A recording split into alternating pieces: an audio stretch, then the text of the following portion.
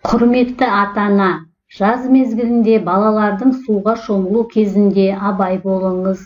Жадынама.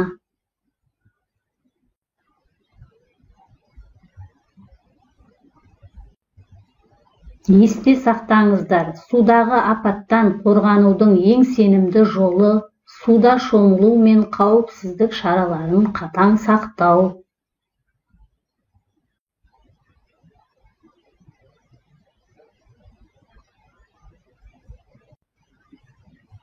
Су сенің досың және дұшпаның. Жаз айларында ыстық кезеңдерде күнге және ыстық құмға пісу, салқын суға шомылу жанға сондай жайлы.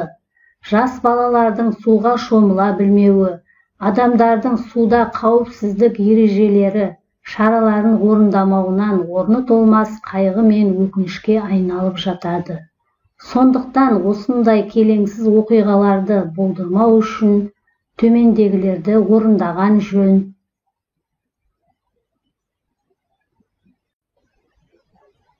Рұқсат етілген жерлерде, жабдықталған жағажайларда шомылыңдар.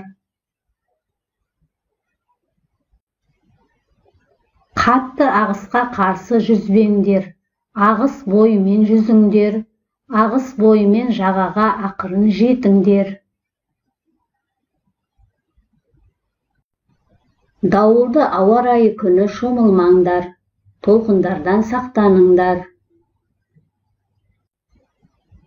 Суға құлап кету қаупі бар жерлерде ойнамаңдар және тұрмаңдар. Бөренемен суға жүзбеңдер, олар батады. Бөгде жерлерде суға түспе. Ағысы қатты жарқабақтардың жанында, батпақты және шөп басқан орындарда шомылмаңдар.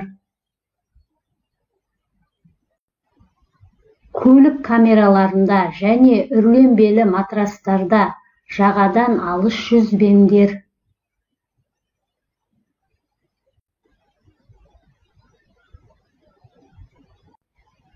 Балалар суға кетуде аса сақ болыңыздар. Су біздің досымыз, бірақ тек саналы және абай болғанда ғана.